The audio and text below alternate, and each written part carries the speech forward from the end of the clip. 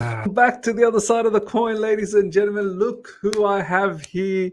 It's the comeback. It's the comeback, ladies and gentlemen. Ryan, the boy, my boy, your boy. He's back. A lot of you guys have been saying, "Where is Ryan? Where is Ryan?" And I've been saying to you guys, he's been busy. He's working as well, studying and whatnot. But finally, we've got him here, and hopefully, from here on in, we'll get to keep him as regularly as possible. Ryan, first of all, welcome back to the channel. Welcome back to the other side of the coin. How you doing, brother? Is just so happy to be back on the best channel, best Chelsea channel on Come on. YouTube. My Australian brother actually just was watching Love Island Australia this morning. So I think it's the best Australian morning I had so far. I'm probably the only Australian morning I had so far. So yeah, just just happy to be back, bro. I see brought back the Tuchel OG picture just to come back on this channel because I remember how much fun we used to have doing everything. So yeah, 100, just super happy, bro. 100%. Well, do you know what? I know I can see the Tuchel AVI on StreamYard. That's how I stream. I hope that on YouTube, because sometimes YouTube, for some reason, it doesn't bring out that picture. So I hope Maybe people on know what we're YouTube talking it'll have the Pochettino API. I'll have, So yeah, I do hope that they can see the Tuchel picture that Ryan's got. Ryan, look, as I said, so fantastic to have you back. Let's get cracking, man. Let's get cracking. I know we can exchange pleasantries all till the sun rises, almost sunrise over here. But I know the people want a bit of a show as well. So look, Ryan. yep. Where do I even start, man? You disappeared. You disappeared when Frank Lampard came in last season, and there was first. I don't know where was your stance on Frank Lampard. I don't remember. Were you one of those ones that were kind of okay initially when he came back, and then obviously the debacle that took place? Um, and I still remember. I think it was a bit too much for you to just keep taking all the losses every single week. Were you one of those ones that were a bit happy initially, like thought that what worse can happen, or were you unhappy? As I hate to say it, but I was buzzing. I was Yeah, I posting remember your memes. buzzing. Frank is back, posting memes. Had my Frank profile picture, Yeah. but all it took was one game, right? All it took was one game. The hexagon tactics, no Oh my days. midfield. Um, you know, Yeah, but it was nice. It was nice to see training pictures with Lampard back, but I think that Yeah, was the final nail in the coffin for me. It was the hundred final percent. nail. Um, but yeah, it's been hard following Chelsea. I think we had it had Mm, not a good, but a mixed transfer window. A lot of incomings, but a lot of outgoings. So it was yeah, exciting to see where Chelsea would become in the new yeah. season. But Were ever you since then, were you someone that wanted Pochettino by any chance? Because obviously I haven't spoken to you since the Frank Lampard debacle. Were yeah, you excited about Pochettino at all? no. Yeah. Not all. When he was announced, I did like study his tactics and things like that, and I was interested to see what he could do with our players. But at the end of the day, what he's showing, I think is very limited. I wasn't Mm. excited at all because I don't think he prioritizes getting the win, the 3 points. Yeah, And yeah, at this point, I don't even know what he prioritizing because he's not getting the win nor the style. So at this point, yeah. I don't know what's priority. What about you? Where do you stand on him? Ah, man, I never wanted him from the get go. I wanted Luis Enrique. I did a lot of. I remember you were a staunch, fan of Luis Enrique as well, and his type of football. So did a lot of research during that time. His style of play. Looked back a lot of the matches from his Barcelona days, and I just felt that the the players that we had, obviously nowhere near the quality of Barcelona when Luis Enrique was there, but I thought that they had somewhat of a similar characteristic where he could do something like that at Chelsea Football Club, but it wasn't to happen. Pochettino came in, and we had to get on with it. As a fan, what are you going to do? You can't just cry about it all day long. So you have to get along with it. Now, Ryan, I do want to talk to you about, because I'm keen, because obviously we haven't caught up for so long, and I think the viewers will be also interested to hear a different voice as opposed to the regular voice that we have on the channel. And what you so far, I don't know how much you've watched, but I'm pretty sure you've got some sort of feeling of how the season's been. Mm-hmm. I remember quite distinctly, you were one of the very first ones on the channel. And I don't know, maybe some of the OGs of the channel will probably remember this.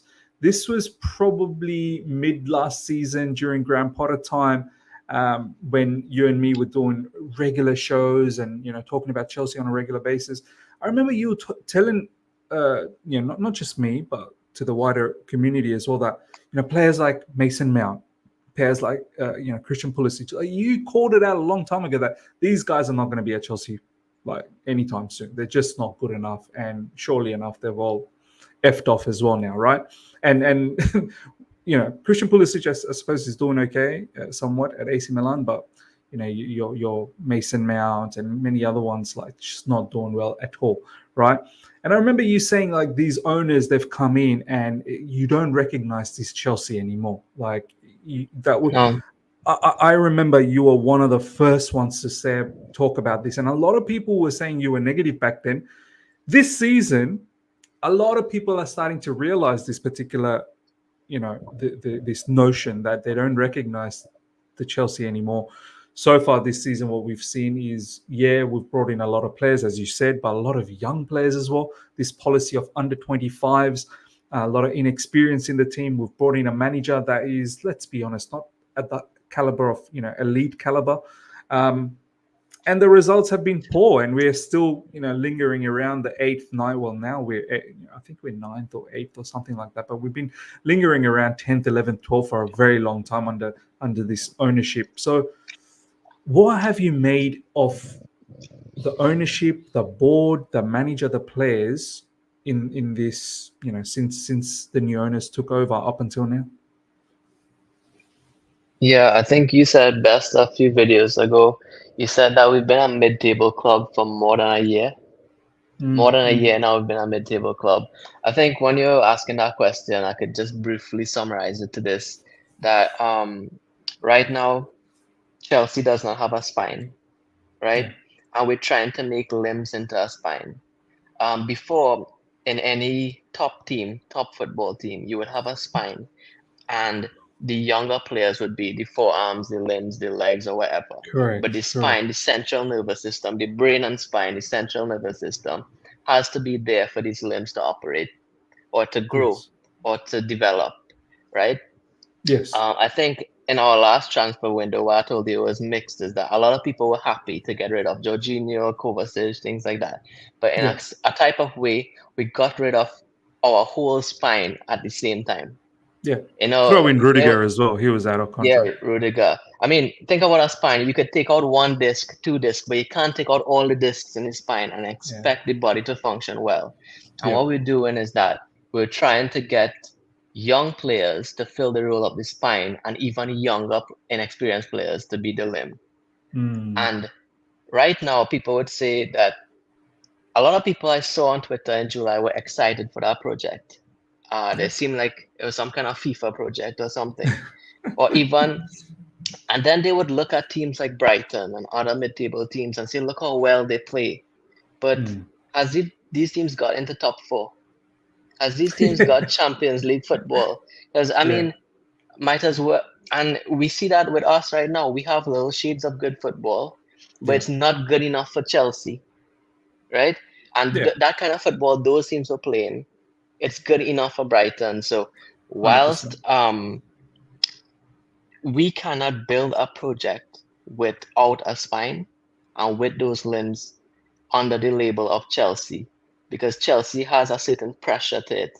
Whilst young players could go and perform in other teams and other mid-table teams without that pressure, when you come to Chelsea and you are under this heavy badge, I don't think limbs could become a spine. They need the right spine to develop and nurture themselves into leaders.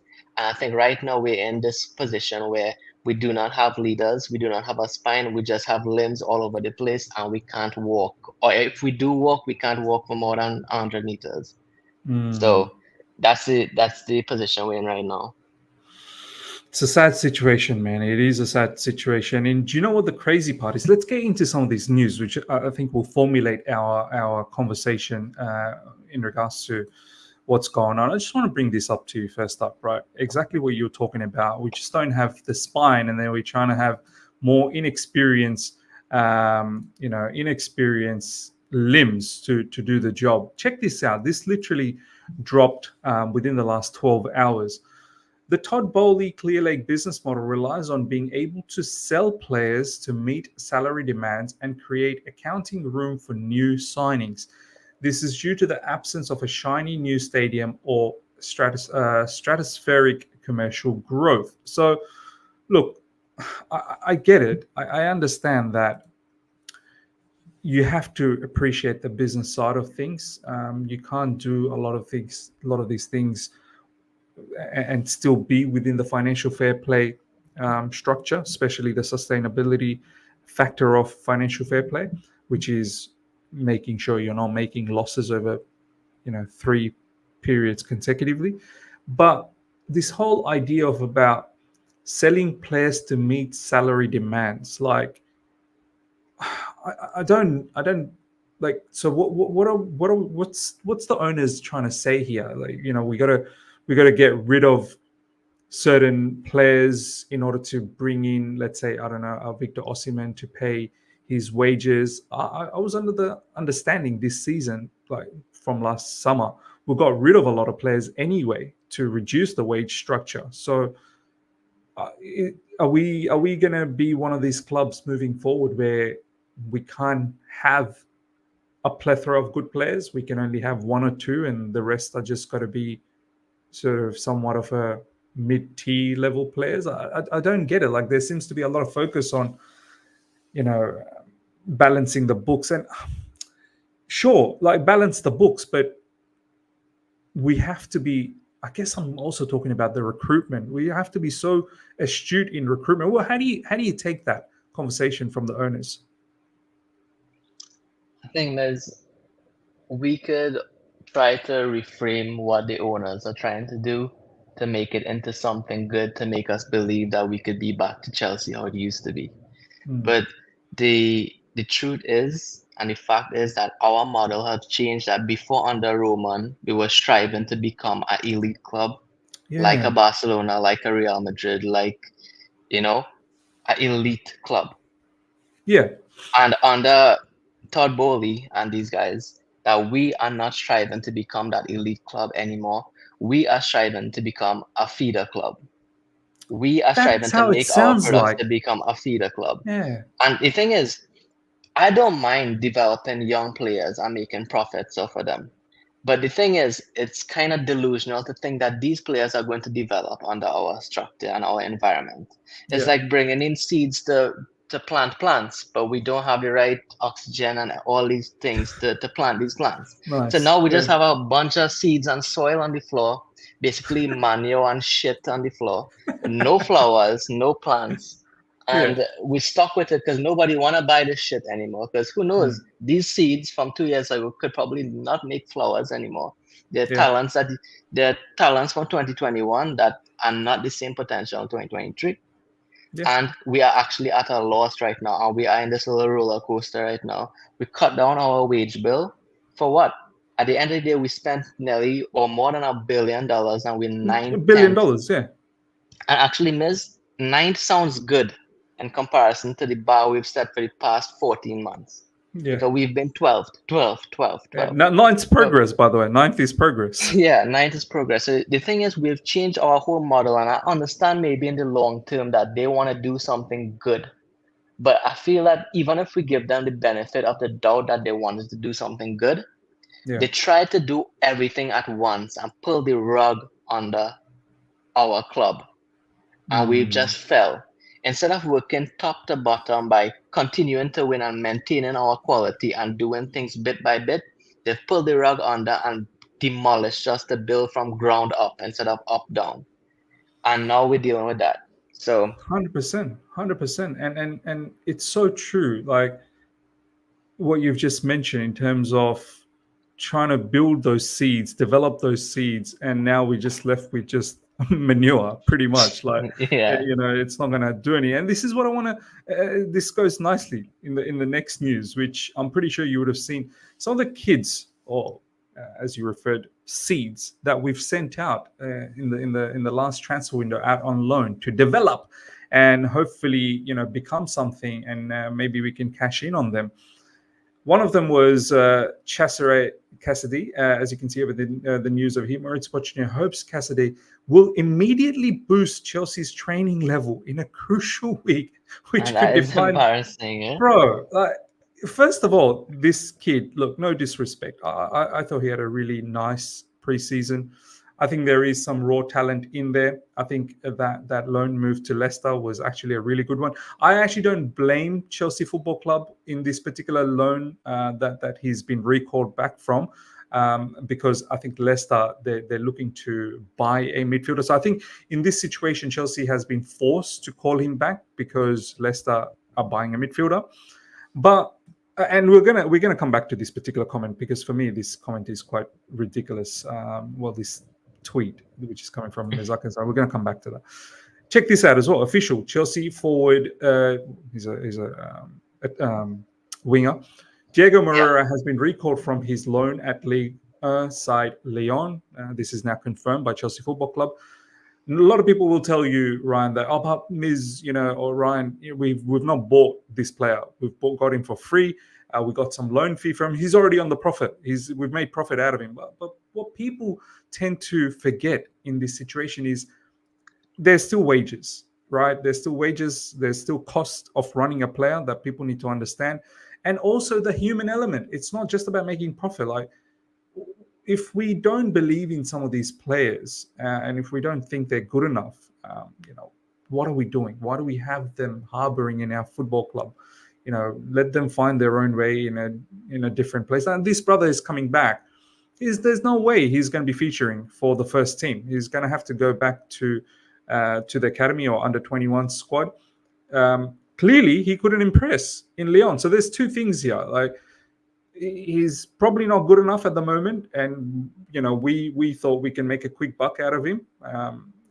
As I said, there is some running cost around that, and then on top of that, the Cassidy one, where the plethora of midfielders that we already have, right? I can't see how this kid, unless injuries are a bit of a concern, which we're going to get to, but now we're getting told that he's going to boost the training sessions. He's going to boost the first team squad. With this crucial week coming through. For me, Ryan, man, it's just lack of planning, man. It feels like we've brought all of this, and these are just two examples, by the way, Ryan. There's other cases where, for example, David Dutra Fofana, his loan has been cancelled as well from Union Berlin because they weren't happy with him, and now he's gone to Burnley. Andre Santos couldn't get a game at Nottingham Forest. He's back. We don't know where his future. So this whole thing about seeds, getting these seeds and hoping they develop, it's not working out, Ryan. And the thing is, that's the gamble you take on this kind of philosophy for this club, because even under Roman, that's how it is with young players. 1 out of 20 players will make it at the highest quality to give you a profit or to add to your first team, your starting 11. 1 out of 20. I don't know what sport they come from, whether it's baseball or what. I don't know what the statistics is there for the development of young players, whether if it's 15 out of 20 will develop into something amazing. But in football, that's not the case. It's 1 out of 20. We've put our whole financial strategy into developing young players. Well, a large portion yeah, of it. a large portion into a ratio of 1 to 20. And the thing is, this 1 to 20 is not going to make it at Chelsea. This one isn't going to be developing at Chelsea because we do not have the spine to develop a player under the pressure of what is called Chelsea. So this one is going to be a gem. It's going to be probability. It isn't going to be strategic.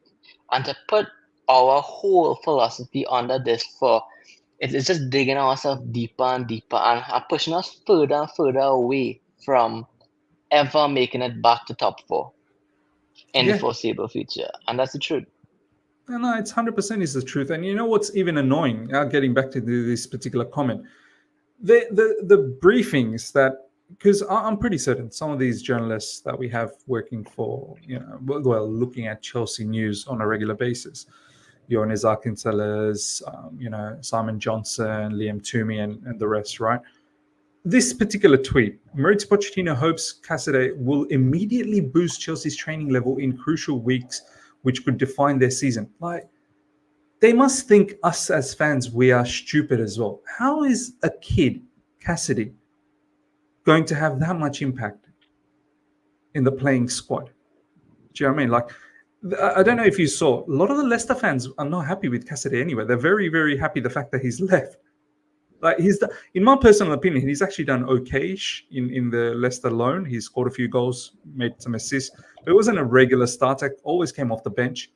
Got some starts here and there, but a lot of the Leicester fans are like, nah, he's still very much undercooked. Like they need a proper midfielder that can add to their squad. So how's this guy now going to come in and elevate us and make our training sessions better? That just makes me think, what is our training session right now?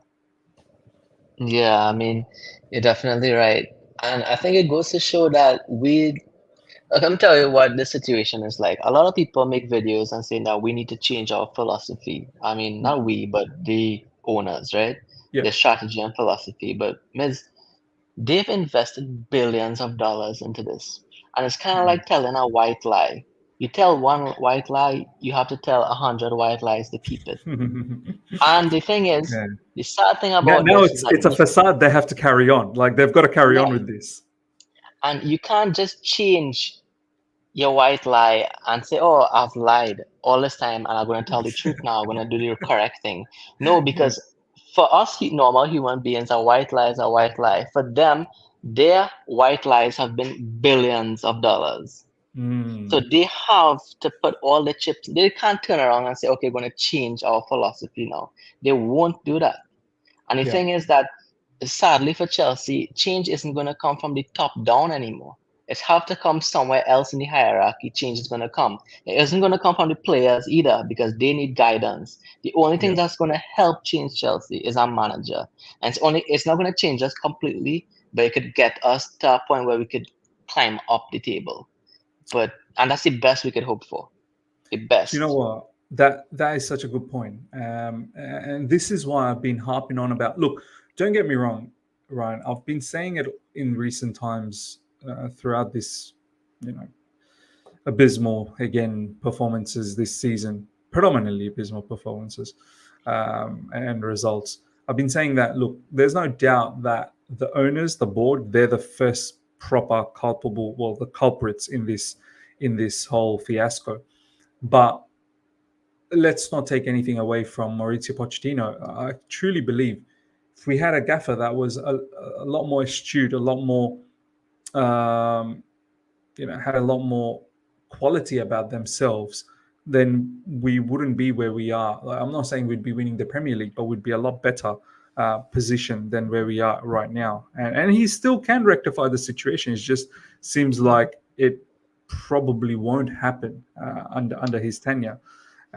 With the caliber of managers as well all across Premier League, I just feel that someone like Mauricio Pochettino just doesn't have that X factor about him. But check this out. Yeah, go on. I'll just close it on this, right?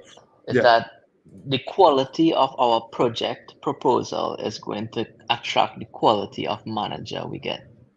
And we are not the Chelsea that is pushing for Premier League and Champions League anymore. True. So we won't attract the quality of manager that is going to win a Premier League or Champions League. Yeah. We are a kind of project that is attracting Europa League football at best. Yes. And we're going to get a manager that attracts Europa League football at best. So at the end of the day, I could This is a big point, by the way. This is a huge point what you just said. Yeah, so true. I could be optimistic and say change has to come from a managerial point of view. But the thing is, it's not going to be intentional. It's going to be luck of the draw that our manager could actually come in here and make a change. And so basically, right now, what you're saying, it has to be like a Ranieri kind of thing at Leicester, like just luckily just win a league. Do you know what I mean? Ranieri or like a Xabi Alonso kind of deal or something like that. Something like that. Um, and or even an Arsenal kind of deal. But Arsenal is probability. It's a luck of the draw. It's not. It's not a system. It's not a formula. It's something that happens once in a like in a decade or 2 decades in football. Mm, To have an unexperienced manager come and do what Arteta did. mm, mm. So, yeah, And on top of that, it's not like Arteta's done anything substantial. Do you know what I mean? Like it's not like he's won anything yet. It's still the process is still continuing for them as well. Do you know what I mean? Like Miz, he won my heart. Okay, Arteta has won my heart. That's the biggest thing Arteta's to. Arteta's won my heart. Check this out. Mauricio Pochettino's position as head coach at Chelsea is not under any threat at the moment. However, the club are desperate for a return to European football, but the Champions League looks highly unlikely at the moment. Of course, it's unlikely.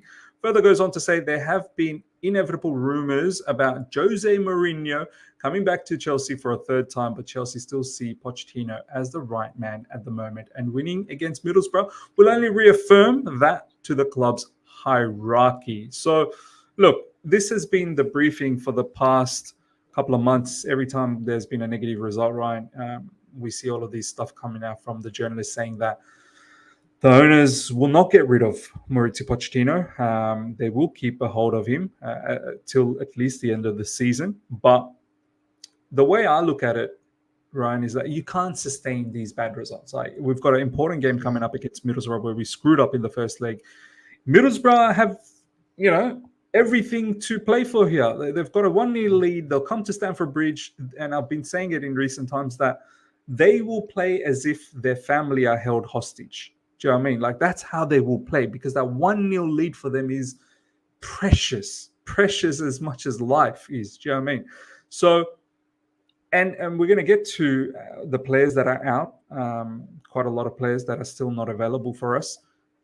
For me, Ryan, how can you continue with Pochettino if, for instance, he doesn't make it to the final? I think that'll be very embarrassing getting knocked out by Middlesbrough.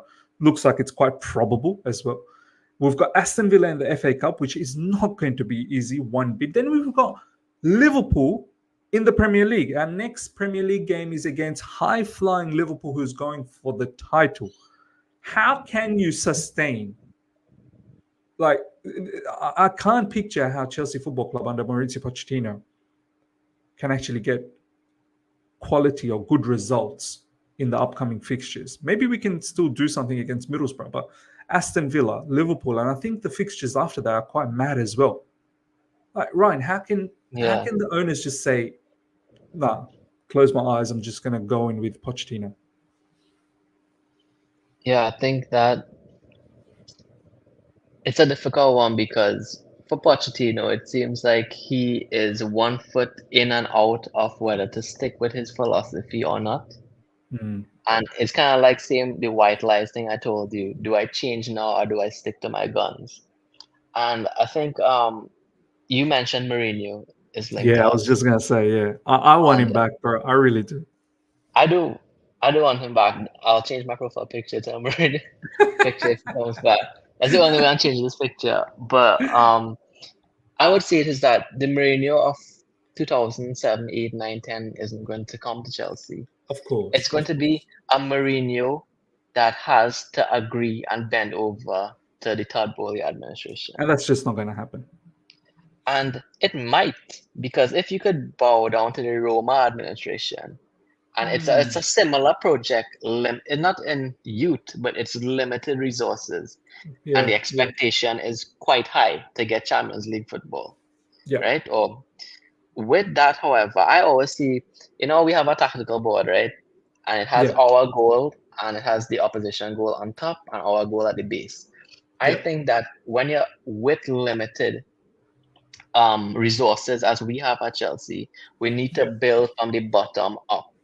That is, we cover the gap of our goal. In other words, stop conceding goals. We tighten up our defense. If you can't make the best attack in the world, you make the best defense in the world. That's what Thomas Tuchel did, remember? When he first came in? Yeah, and we do have the facilities to not make the best defense in the world, but one that doesn't concede every week. You do that, and then you build to the midfield, to the attack, and all of Yes. a sudden you win 3 points, three Yes. points, 1 point, three Yeah. point, zero 1-0 point, zero victories, Ryan. point. 1-0 victories. Yeah. 1-0. And you build with that, build with that, build with that. And then you let Mourinho start to get his one or two pieces of his puzzle. It might not Yes. be a 80 million player, but it might be a Dybala. It might be a Yes. somebody to just come in and do what we could do until we get the financial capacity to start actually getting the real parts of our skeleton in. 100. And we do 100. that. So that's why it's something I think it could work. With limited resources, they can't go and play champagne football. And Mm. don't tell me look at Brighton and other teams because with all that, there's non-alcoholic champagne in my books because of what competitions they're playing in. What competitions they're playing in. If you want champagne, alcohol, right? You want that buzz, That then toxic. yeah, you want that buzz, that hangover. Then you have to build from the bottom up, defense first, and win matches. I don't care about how pretty it looks. I care about 3 points, 3 points, three Ryan, points. from that perspective, and this is what I've also said, that I'm very disappointed that Pochettino hasn't been able to lock that down. I thought, and I know everyone wants to see entertaining football because, oh, look at the way we played in the preseason. We played with so much flair. But now I'm starting to realize this preseason, I'm never going to fall for preseason. And I don't think anyone should ever fall for the preseason. Preseason is what it is. Preseason, like it's Mickey Yeah, Mouse. That's what it is. But I yeah, thought as soon as the season started, that one of the things that Poch will probably get right from the get go is watertight defense. Make sure that the opposition don't find playing against us too easy. Because right now, honestly, I don't know how much you've seen so far this season, Ryan. Opposition, like teams, players, managers, and there's a plethora of examples of it this season. They don't respect us, Ryan. We have literally managers coming out and saying, I think it was Ten Hag who was the first one to do it publicly. He goes, Chelsea don't like to defend, so we will attack. Then we had, I think, Jurgen Klopp laughing about the fact that, oh, there's two players that we missed out over the summer. Wonder how they're feeling now, because Liverpool on top, he was referring to Lavia and Caicedo, yeah. how Chelsea's doing. And we had also another manager not that long ago. Can't remember who it was, but we lost to someone. Might have been David Moyes or might actually not David Moyes. Sam Anelot. What's his name? Sam Sam Allardyce. Dyche. No, not Yes, Sam Sean Dyche. Allardyce. Sean Dyche. Sean Dyche. He, when we lost to Everton, he was also saying that Chelsea can have all the possession they want, but we find solution up front to score goals. So that's just the managers showing no respect. There's a lot of, when you watch the games, like teams come in, they press the living daylights out of us as well. They don't sit back. People say, oh, Chelsea come across a lot of teams that want to play that's deep and they sit back. They come across a lot of low block teams. Besides Middlesbrough this season, I've not seen too many teams that have come in with a low block, maybe even Crystal Palace. Teams don't respect us anymore. Managers don't respect us anymore, Ryan. Like, it's sad. It's sad to see the status of Chelsea Football Club once upon a time what it was to what it is right now. Yeah, I think it's all. I mean, I have seen. I think it's a lack of organization, a lack of what you are trying to do. I don't mind you try to do something and you fail, but trying to do nothing and still failing. Yeah. It's that. I mean, when I used to write my tactical articles, I used to defend tactics because I saw an idea and I know Yeah. eventually it will come to fruition. With Pochettino, I mean, it doesn't have me surprised with how much goals we do concede, though. Because when I did write my articles on him before he came at Chelsea, I said defense is something to worry about. Mm. Because the directness of his attacks, how he likes to attack, it does put us vulnerable in defense, especially to True. breakaways, Yep. right? Yep. Yep. And Misplaced we've seen passes, that. We've seen that breakaways, in and stuff like that. transition. Yeah. Yeah. And the thing is, I think that Pochettino's transition is so dependent on not on patterns, but on quality of passing that with the lack of quality we have is that Mm. and the lack of organization as a fact, we do lose those balls in transition and it Yes. makes it worse now. So I always see that the verticality in Pochettino's play it wasn't by organization per se. It was due to the instinct of high quality players, Hmm. right? Yeah. Obviously, he wanted that verticality, but I don't think he trained that verticality in a way of a pattern of Hmm. where to pass and who's going to be where.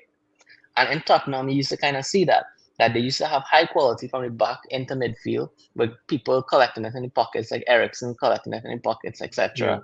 And Yeah. it used to work, but they still used to get pummeled defensively.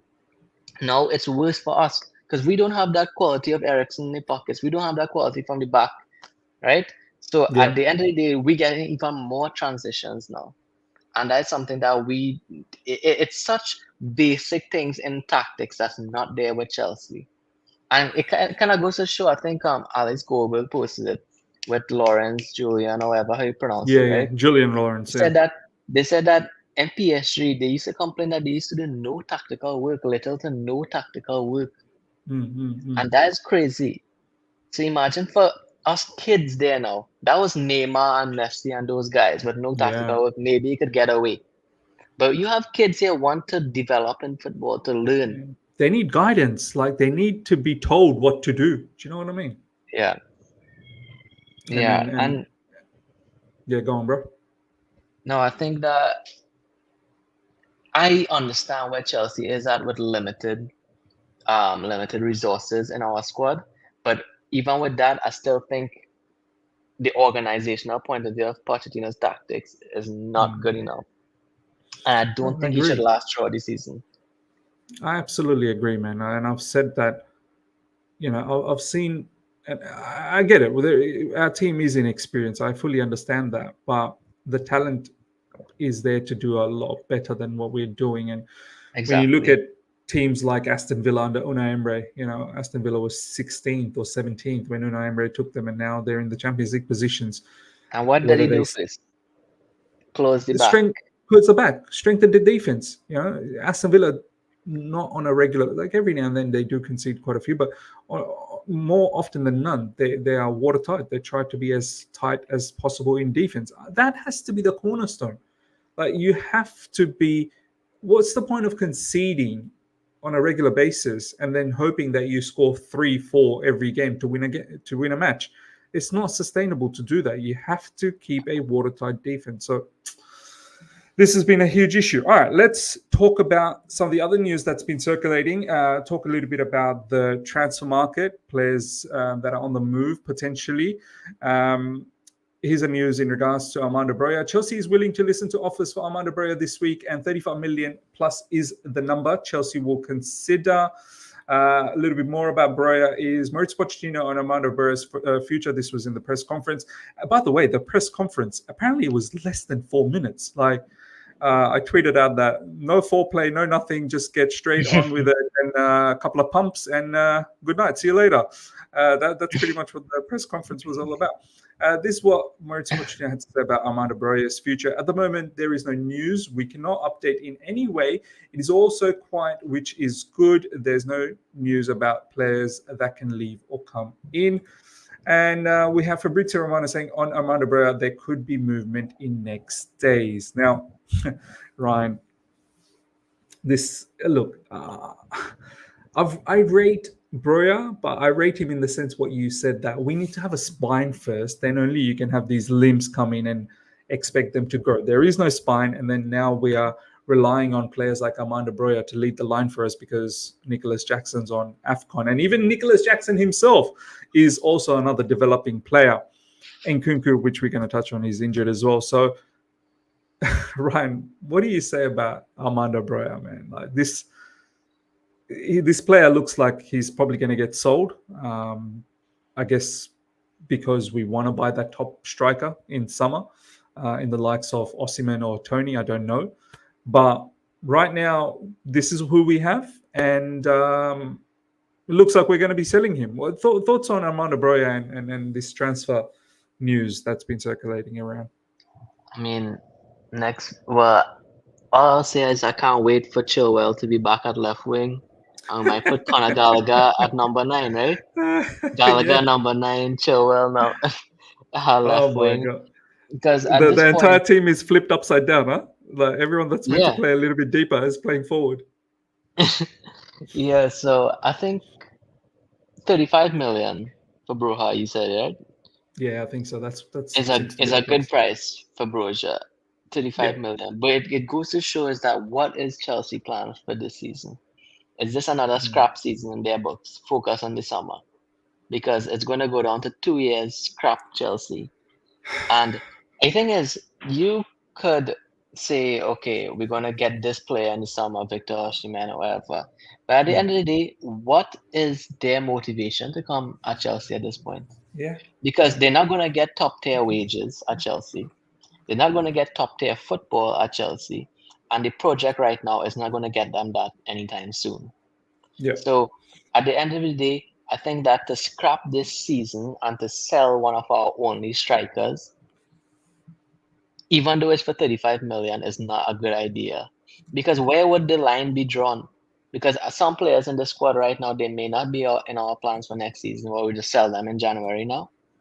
Mm. So I think that January should be us trying to improve our squad, not Yeah. make it worse than it already is. And I think right now, I think for these owners, it's just dollar signs. They see And dollar signs.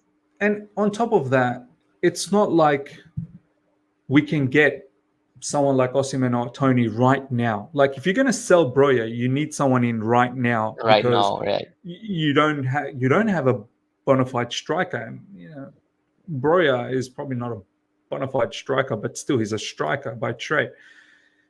And I've been recently talking about if you want a short term solution, go for Karim Benzema. I don't know if that's going to happen or not. There's some rumors now that Benzema is probably looking to go to Lyon, or Lyon are trying to get Benzema. I mean, what a phenomenal story that would be in a full circle where it all started for him, and he goes back to Lyon at the age of 36.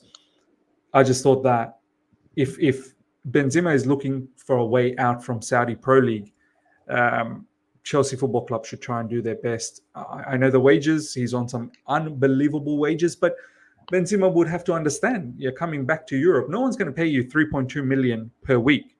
Like that's just not Yeah. going to happen from any perspective. So Karim Benzema will have to understand that he has to take a substantial, I'm talking about in the vicinity of maybe 95% wage cut to come back to Europe. And for me, if you're going to get rid of Broya, I don't want Chelsea Football Club to go out there and just buy another maybe or potential for exorbitant amount of money.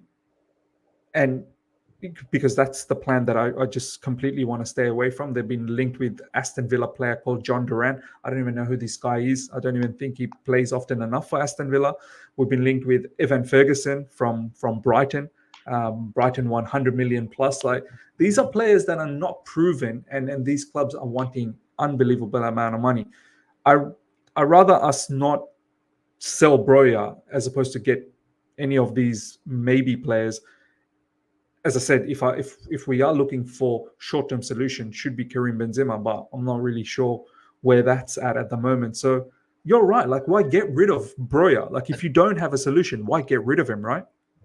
I think is even though I'd love Benzema, who wouldn't love Benzema at Chelsea, Of right? course, of course. When last did I think that with our short-term solutions, we always, even under Roman, we brought short-term solutions in the Mm, midst of unstructure yeah, or, or, or, or lack of structure. yeah. So it didn't work out with Higuain. It didn't work out with Falcao, Aubameyang. yeah, Well, yeah, you go back down to Falcao, yeah, but yeah, wow. But yeah, it didn't work out with like January signings with yeah, Higuain and stuff like that, right? Even with yeah. Benzema, he's going to be coming into a lack of structure. So I think true. right now we need bodies in. Yes, we could add quality, this and that, but you could bring in the best player in the world right now. Still won't do good or Mm, have any, they won't have any impact on this Chelsea team. Because this Chelsea team's impact not going to happen from players to tactics. It's going to happen from tactics to players. So mm. you could bring the best world 11 and it's That's still big not going to talk. improve us. Yeah, Mm. it's not going to improve us. We need a proper tactician. Could it be Pochettino? Maybe, but he hasn't shown it yet. But we need someone to fix us from the back to front now. You know, Yeah. we could talk about bringing this or that, but at the end of the day, it's organization we need Mm. and So, belief. so what you're saying is that no personnel, one personnel can come in and just sort this. The tactics, the structure, the Yes, organization need to be sorted first. And who yeah, knows, maybe then the players that the fan base are hating upon now, or being upset with, they're the ones that are going to look much better all of a sudden because there is a proper structure, proper organization. I think this is yes, exactly what we saw when Tuchel first took over from Frank Lampard. Do you remember when Frank was on the verge of getting sacked? So many, like a large portion of the fan base was just upset with Rudiger, upset with Kovacic, upset with Jorginho, upset with Christensen. almost everyone, right? Then Thomas Tuchel comes in, and these players become the superheroes of his team. So I hear you, man. I hear you. Yeah, and I would say that disbelief is contagious, but such as belief is contagious. And I think mm, right now in Chelsea for the past 14 months is disbelief. We do not believe in anything our managers are saying because it doesn't show on the pitch. And I think we need a manager to show us 3 points consecutively for a month, right? yeah, Average 3 points for a whole month. And when you get that belief into underperforming players, they will start to perform too. And then you could actually yeah. see the quality of these players and who you want to sell by summer or who you want to keep. But right now, I think that selling these players in their disbelief state and making our squad worse without a tactician in place there, we're Mm. just digging ourselves deeper and deeper and deeper into this hole. So true, bro. So damn true. Some real hard facts that you're smashing out over here. Let's look at some of the injury news now, ladies and gentlemen. The following injury update has been issued ahead of Chelsea's Carabao Cup semi-final, second leg against Middlesbrough. Trevor Chalobah, he's going to be leaving the football club anyway, but looks like he's still injured. So how's he going to leave? I guess that's another issue. Mark Cucurella is still injured. Another player that's been rumored to leave the football club. Wesley Fofana is still injured. Reece James is injured and continuously being injured, I suppose. Romeo Lavia looks like, yeah, this guy, we brought him in and all he's been is injured. Christopher Nkunku, another one, continues to be injured. Robert Sanchez is injured. Ugochukwu's injured as well. So, look, most of the other ones I can understand, and I sort of had the expectation. But this one over here, Christopher Nkunku, we were told that he was potentially going to be back, and now he's again missed a whole heap of games. He missed from the Preston game to the Middlesbrough game to the Fulham game to now again the Middlesbrough game. Most likely he's not going to feature for the Aston Villa game, and God knows if he's actually going to be there for the Liverpool game because all of these matches are coming in very fast, thick and fast. So, Ryan, let's talk about this Middlesbrough game that's coming up. So many players are out, man. Ryan, just what's your where are you at with these injuries? Like, are you finding this strange? I know there are other clubs that have similar situations as well. They got injuries, but we have certain players that are just injured always. And a couple of players that I want to name out, besides the fact Reece James is always injured, right? Romeo Lavia and Nkunku are two players we brought in last summer. We've not been able to see anything of these guys, and I don't even know now if we can even have any sort of expectations. Like we just my hope for these players now is just get well, man. Just get better, and hopefully we can start seeing you off the bench. I can't even put any level of expectations on these players anymore. Do you know what I mean? It seems like these types of injuries are just going to continue. It Mm. seems like the momentum of these injuries it just continues. How much good games are going to get out of them? 4 good games until it happens again. Yeah. With Lavia, we might get 4 good minutes before it happens again. So the thing is, with these injuries, it has been happening at Chelsea for a long time now. Yes. Has Yes. been happening at Chelsea. It's like no matter what we try, no matter who we try to bring in, and I don't think could only go to bad luck No. because you can't just have bad luck for You years can't have upon bad luck years for upon like years. 5, 6 years. Do you know what I mean? Like, can't. Yeah, something has to change, and I think the desperation where Chelsea is in with a lack of squad depth quality Mm. squad depth isn't making it any better because we desperately need results. Our manager is in desperation, and we don't have the structure again. You know what? I say this is miss is Mm. that we have a bunch of new players, right? And Yeah. all of these players are still in their settings from their last club, their previous settings. And Yeah. they're coming into our team like headless chickens. They don't have the instruction, they don't have the guidance. And when they come Mm. into our team, it just seems that everybody's not on the same page.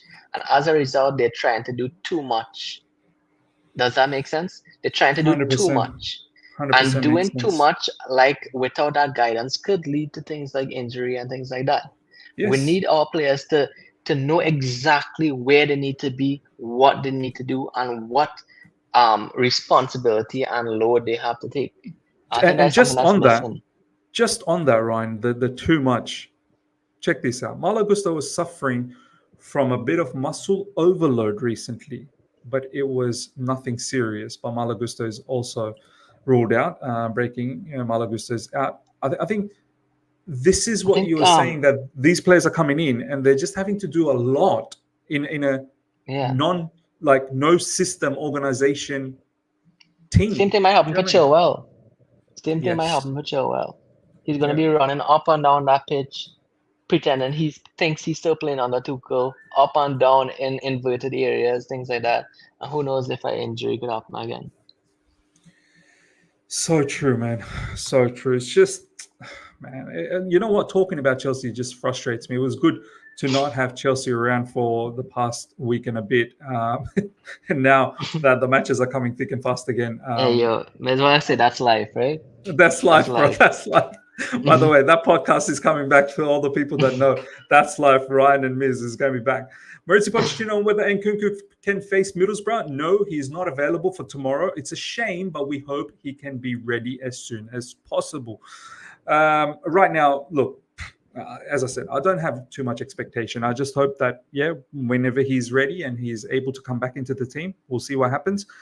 He did come back about a month ago, but it was so clear to see Nkunku from a match sharpness, he wasn't there. And match sharpness happens by playing more. So I understand when you had 6 months of injury and then you come back, I don't expect you to be a Superman, right? So um, fully understood why Nkunku wasn't looking sharp. But then he got himself injured again, and now he's almost out for another month. So right now, I'm not hoping too much from him. Just the fact that just come back on the Middlesbrough game, Ryan.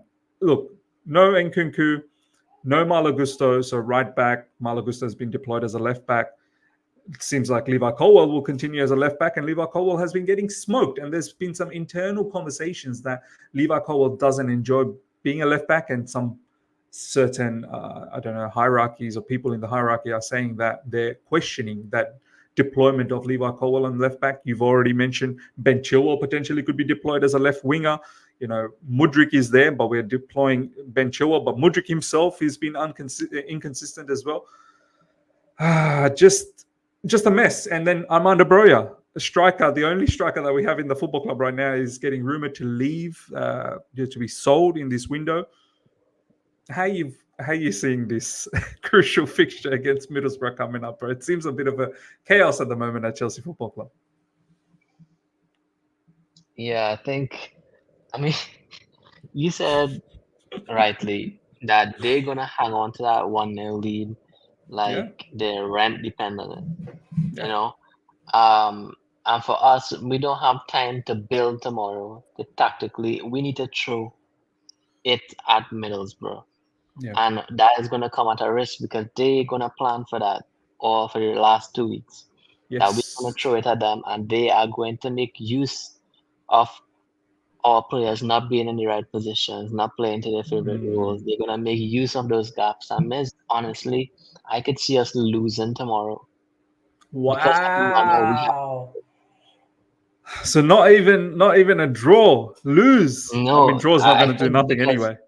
because the inexperience in our team, the desperation is going to creep in after 30 minutes of not scoring. Desperation is going Mm. to creep in, and we're going to concede those breakaways. And I don't think that Chelsea is prepped to break down that low block, Yeah, especially with the like with the quality we have. How are we gonna break down that low block with crosses, with short passes? It's gonna be unlocked. And when you're playing mm, unlock, that means players don't have a role. And when players like headless chickens, Modric trying to do his 10-step overs and losing the mm, ball and this and that, then everybody is on different pages on the same book and true. we can't get it together. We're gonna have those gaps in our defense. And I Yeah, think all it's gonna take for us is they to have one breakaway and our and it's confidence is over. just gonna shatter, Yeah. shatter, shatter. This is exactly kind of what happened in the early stages of that game against Middlesbrough, where they were resolute, they were very very organized, and they had that one nice opportunity to just break through from that Levi Colwell side, and they scored the goal. They scored the goal, and after that, they were quite confident to just stay as compact as possible. Very very narrow, compact, and they were pretty much laughing at Chelsea, going, "You can throw in, you can keep spamming those crosses. We every day of the week we're going to be able to Yeah. defend that with no pressure at all because Yeah. Chelsea are not trying to penetrate through the middle. They just keep going in that U shape. Do you know what I mean? You know what's really underspoken about too about current state at Chelsea is that Mm. not every time we're gonna be able to break down a low block through passing and through crossing. But like we do not have any set piece specialists. I Yeah. remember on corners, if we can't break through a team, we know that Ivanovic or Cahill or somebody's gonna get Someone's a going to go from a crash in a corner. header. Yeah, Yeah. yeah. If we get a free kick anywhere around that box, there's a 5 out of 10 possibility that we're gonna score that free kick. Yes, Now yes. it seems like teams doesn't care. Give as much corners to Chelsea, as much free kicks to Chelsea. Yeah. We're not gonna score. Block the middle of the park. Make sure that we don't have any space through centrally, and we're not gonna score. The thing is, sometimes it's not even tactics. We just don't have the quality Yeah. to score. Like you can't. No team in the world just breaks down the middle on low Mm, blocks. mm, You mm, need to instill fear. Like for example, right? Let me tell you something, is right. mm, They don't mind giving away corners, right? So what mm. they're gonna do is that they're gonna stack inwards the team centrally, right? Yeah. And they don't mind that we shoot in deflections and it goes for a corner. Yeah. They don't mind that. But if they know that we have specialists, right? They're gonna want to bring out defenders and take that ball Yes. away from us before it Yeah. gets into a corner. So what? Correct. So before back in the day, we would have our specialists in the box, specialist crosser, defenders again sucked out wide to win that ball because we can't play in that cross because we might concede, Yeah. right? But Yeah. and what does that do? Means it opens space centrally for us to attack centrally. Mm. But now there is no fear in Chelsea. We're not going to score anywhere around that box. Just pack it centrally and break away on us because we don't have quality in any set piece. We don't have quality centrally. We don't have quality anywhere. No, So true, man. True. And Ryan, how many times have we seen where we've had the corner and off the back of our corner, there's been a counter attack through the middle. yeah, So, they might and we've want been to caught give out. us corners. Yeah, because they feel that we're not organized enough, and the opposition's generally organized through the middle, and they know they can get a quick break. So you're right, bro. You're right. Let's see what happens. As I said, even if we do make it to the final, uh, the fixtures that are coming up are just quite mad. Just to Yeah, wrap up scary. Yeah. on some of the last bit of news. Mauricio Pochettino says he wants to show everyone Chelsea can be in the final. Yeah, of course. Yeah, that's at a bare minimum. Let's see if there's any other latest news that's been popping off. Go to Chelsea Dodgers to see if there's anything. There's more training pictures. Misha, Enzo Fernandez in the sun. I mean, yeah, it's always all of these training pictures, man, which are starting to annoy me a lot. But yeah, that seems to be it in Chelsea terms looks like of. a summer camp. Like a kiddie summer camp where you could just go and play football, take out pictures, carry a cooler, have some It, juice. it's crazy every time we lose, and the very next day, Ryan, these admin just throws in all of these pictures like as if nothing has even happened. Do you know what I mean? Like as if there hasn't been a death in the family. Do you know what I mean? Like Yeah, it's like it's. just kiddie summer camp. Just come play, kick some ball, bring some snacks. You know, I think we're just Pochettino having said fun. that. Remember, off the back of that last game against Middlesbrough, the press conference, Pochettino said, have no pressure, go out there, have fun. It's not compulsory to make it to the final. The Poch said that it's not compulsory to make it to the final. Have fun. That's more needed in life. Do you know what I mean? So, yeah, this is the vibe that we're creating at Chelsea Football Club. Look, we're gonna wrap things up. Ryan, give me a quick score prediction. I think you've already said that we potentially could lose. I'm not feeling too confident. I'm not even going to lie because I know how these championship teams, and especially I think Michael Carrick, he hasn't lost to Chelsea Football Club or something like that. He hasn't lost yet as a manager. Um, I think there's a stat out there. We might have played Michael Carrick's Man United as well last season at a certain point, or not last season, the season before that when Solskjaer got sacked and Carrick I think had a victory against us as well or didn't lose. Oh, sure. Now, I feel these championship teams, they are very dogged. They're very, their nature is just about fighting. So let's see what happens with us. What's your prediction, bro?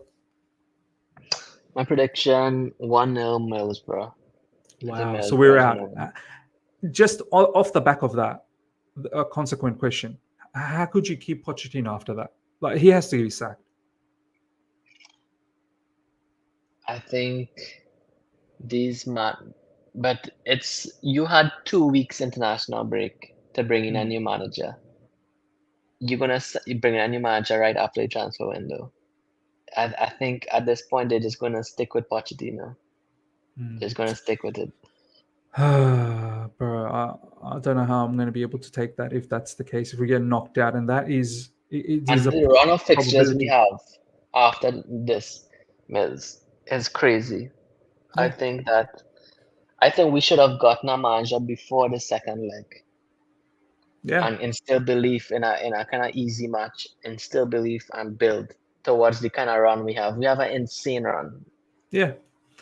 I just get the feeling, Ryan, it's inevitable. It's inevitable that Pochettino is just going to collapse, man. Like, I can't see how it's going to turn around. I really cannot It's see not. how it's going to It's turn not. around. It's not. It's not. Yeah. I mean, I think Miz the only manager that can help Chelsea is Jose Mourinho. I feel for the time being at least. But we'll see. We'll see what happens. I know a lot of people will say we need, if we're going to get rid of Pochettino, we need that tactician. A lot of people have been throwing out Sarri's name, for example. I actually don't mind Sarri. I think Sarri would probably fit in with this Sarri's a good board. defensive manager too. Yeah, Like he's an attacking manager, but defense-wise, that's what he did at Chelsea. He fixed our defense base. exactly. So I wouldn't mind Sarri as well. But I just can't see, as you said, I can't see how these owners get rid of Pochettino. So we're stuck with Pochettino, but let's see what happens. All right, ladies and gentlemen, that brings us till the end of this particular segment where we've covered a lot of the news and also the press conference stuff as well, injury updates and a bit of conversation in regards to Middlesbrough. Hope you guys have enjoyed this. Make sure, well, I'm not really sure. Ryan, what's in the horizon with you now? Like, are you going to be back in Twitter? Are you going to be, of course, you're going to be back in this channel. We're going to be doing our podcast. That's Life podcast. We're going to relaunch that again. Anything else we need to be aware of that you might be up to? Yeah, I think what I really want to do is just start back writing about Chelsea. I think that I haven't written about Chelsea in a long time. So I just want to get back to having fun on this channel, talking to Miz every week. That's Life podcast. And whatever thoughts or tactics or diagrams or anything that I have, that I'll just post it there just for fun. So yeah, nothing too deep, but just having fun and going back to where I started. Brilliant. All right, well, ladies and gentlemen, make sure you follow Ryan on Twitter. I'll have the link on the description. And I'll be back in full swing doing all live streams and whatnot. Obviously, in the last few days, there's not been too much to talk about. So I think it's been good for everyone to take a bit of break. It was good for me to take a little bit of break in terms of not doing 2 pieces of content. But the 2 pieces of content daily is going to come back now that the games are going to be thick and fast as well. So we will do a live stream in the morning. Tuesday morning UK time, roughly around 9:30 a.m. So be there or be square. And we will also do the watch along, of course. And we'll do a members call in just before the match starts. So make sure all the members that you're there, you can provide your opinions, and we'll have that just before the match starts. And post match, probably won't do a members call in because I will have work immediately after that. So depending on how Chelsea go tomorrow, post match could be violent. Do you know what I mean? It could be absolute violence. So we shall see. Until next time, everyone, take care and see you.